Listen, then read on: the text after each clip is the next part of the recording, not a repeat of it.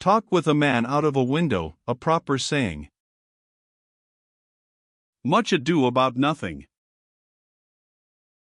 We must proceed with our extracts from Miss Mannering's letters, which throw light upon natural good sense, principle, and feelings, blemished by an imperfect education and the folly of a misjudging mother, who called her husband in her heart a tyrant until she feared him as such, and read romances until she became so enamored of the complicated intrigues which they contain as to assume the management of a little family novel of her own, and constitute her daughter, a girl of 16, the principal heroine.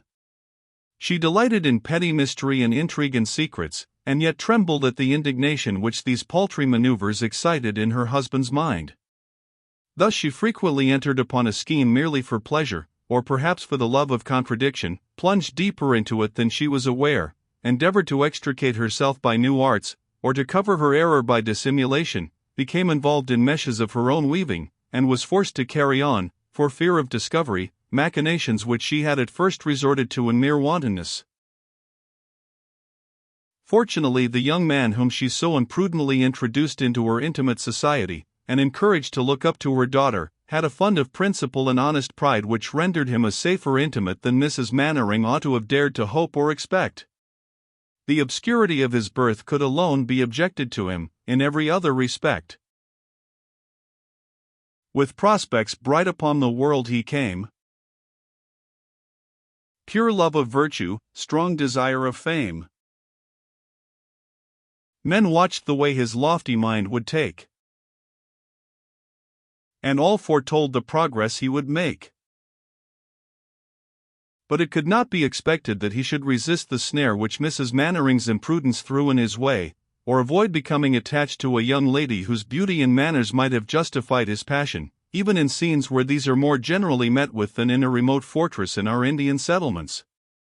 The scenes which followed have been partly detailed in Mannering's letter to Mr. Mervyn, and to expand what is there stated into farther explanation would be to abuse the patience of our readers.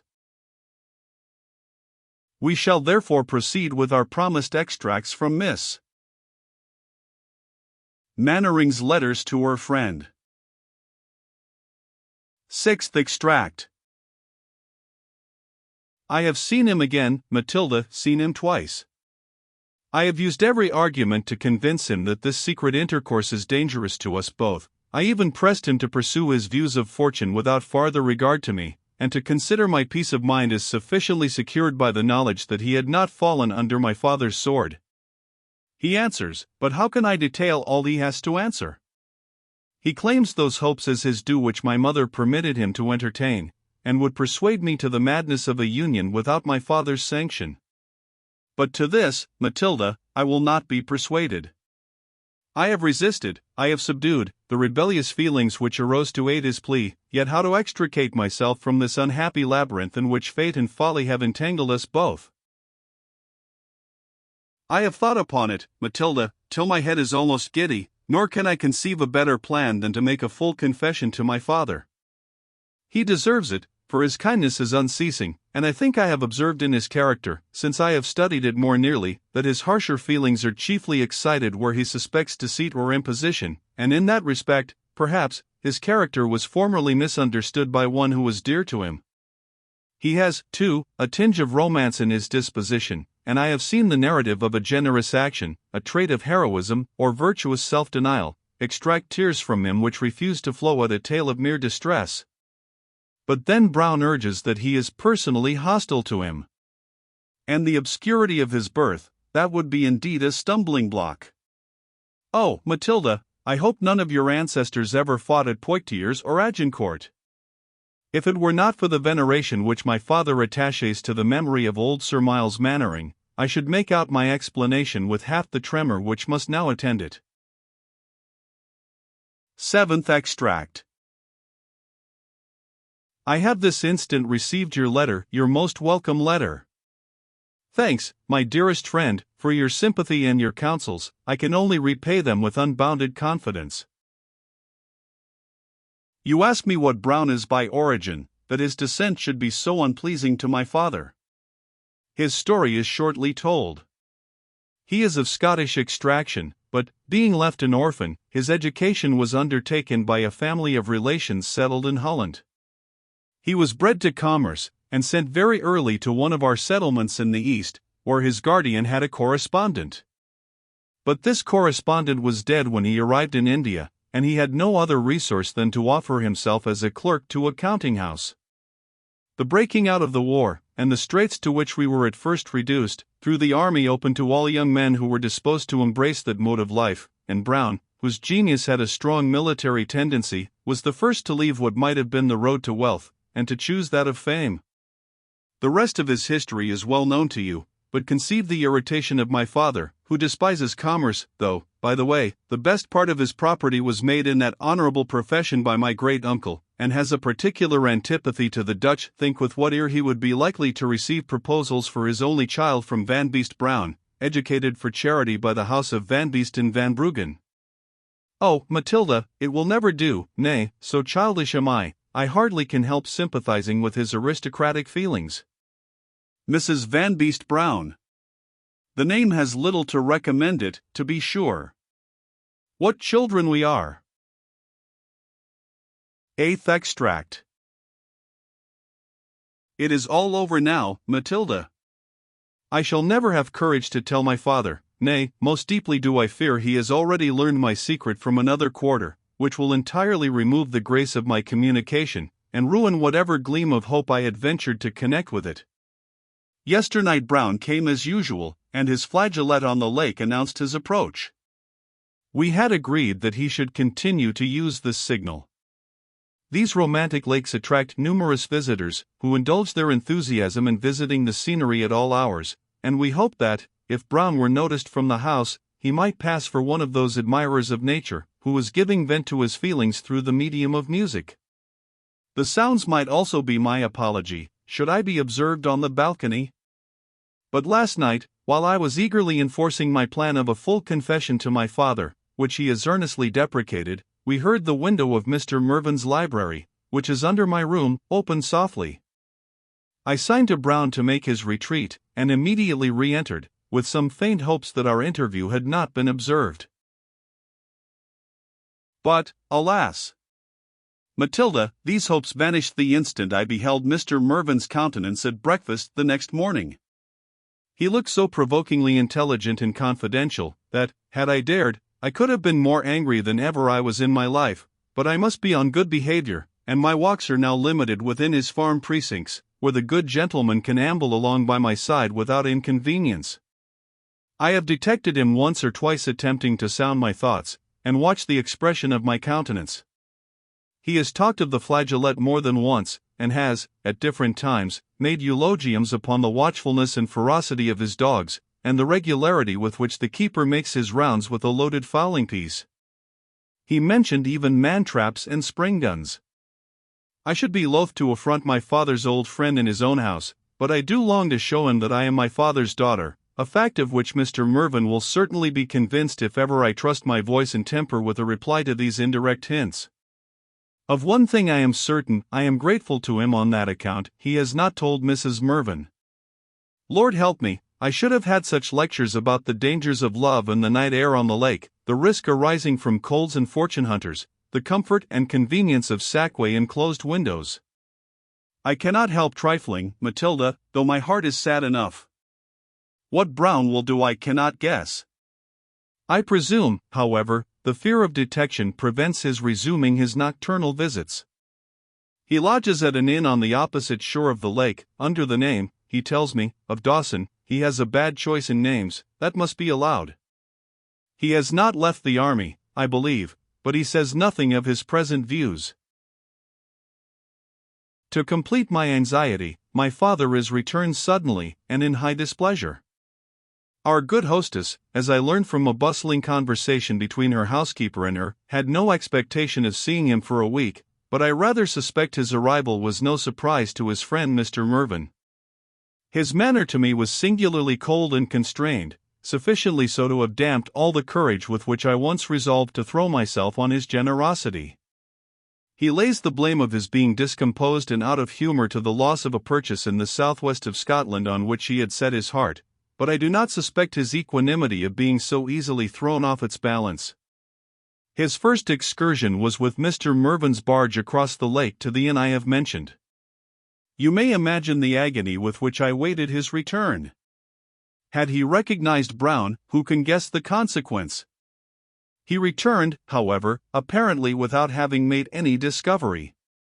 I understand that, in consequence of his late disappointment, he means now to hire a house in the neighborhood of this same Ellangowan, of which I am doomed to hear so much. He seems to think it probable that the estate for which he wishes may soon be again in the market. I will not send away this letter until I hear more distinctly what are his intentions. I have now had an interview with my father, as confidential as, I presume, he means to allow me. He requested me today, after breakfast, to walk with him into the library. My knees, Matilda, shook under me, and it is no exaggeration to say I could scarce follow him into the room. I feared I knew not what. From my childhood I had seen all around him tremble at his frown.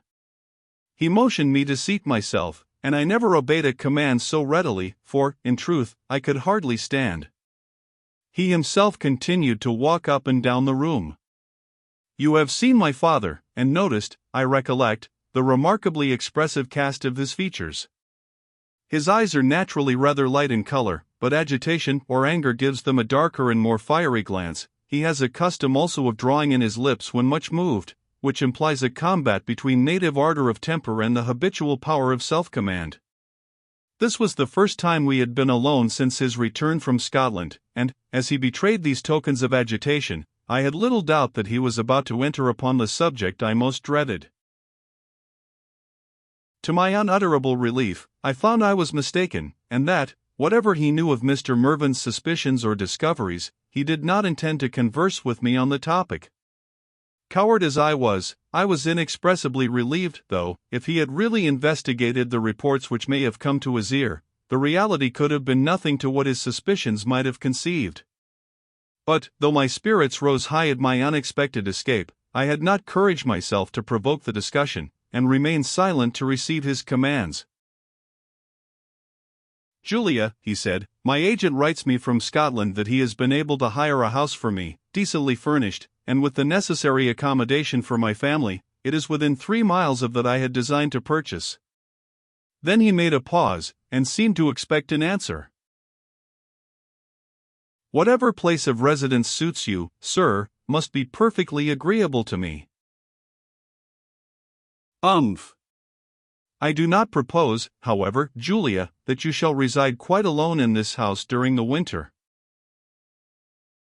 Mr. and Mrs. Mervyn, thought I to myself, whatever company is agreeable to you, sir, I answered aloud. Oh, there is a little too much of this universal spirit of submission, an excellent disposition in action, but your constantly repeating the jargon of it puts me in mind of the eternal salaams of our black dependents in the East.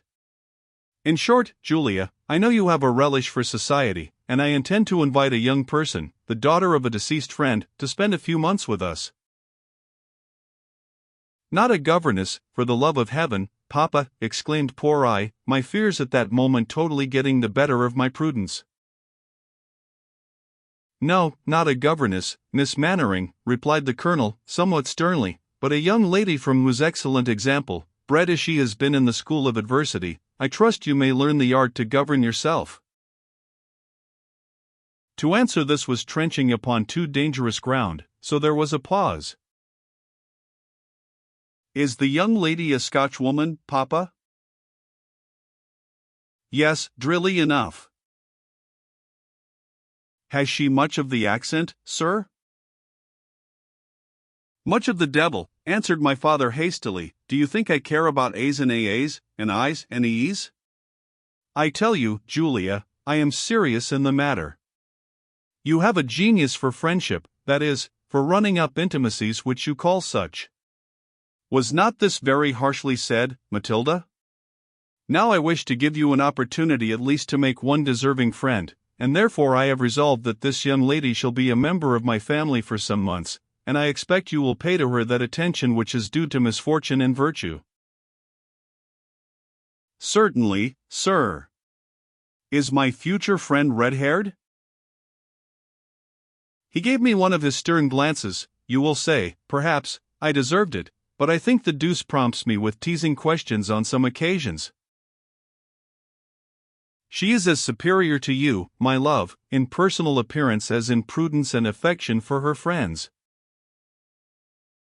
Lord, Papa, do you think that superiority a recommendation? Well, sir, but I see you are going to take all this too seriously. Whatever the young lady may be, I am sure, being recommended by you, she shall have no reason to complain of my want of attention. After a pause, has she any attendant? Because you know I must provide for her proper accommodation if she is without one. And no, not properly an attendant. The chaplain who lived with her father is a very good sort of man, and I believe I shall make room for him in the house. Chaplain, Papa? Lord bless us! Yes, Miss Mannering, chaplain, is there anything very new in that word? Had we not a chaplain at the residence, when we were in India? Yes, Papa, but you was a commandant then. So I will be now, Miss Mannering, in my own family at least. Certainly, sir.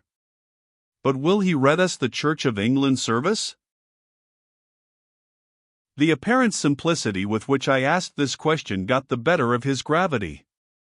Come, Julia, he said, you are a sad girl, but I gain nothing by scolding you.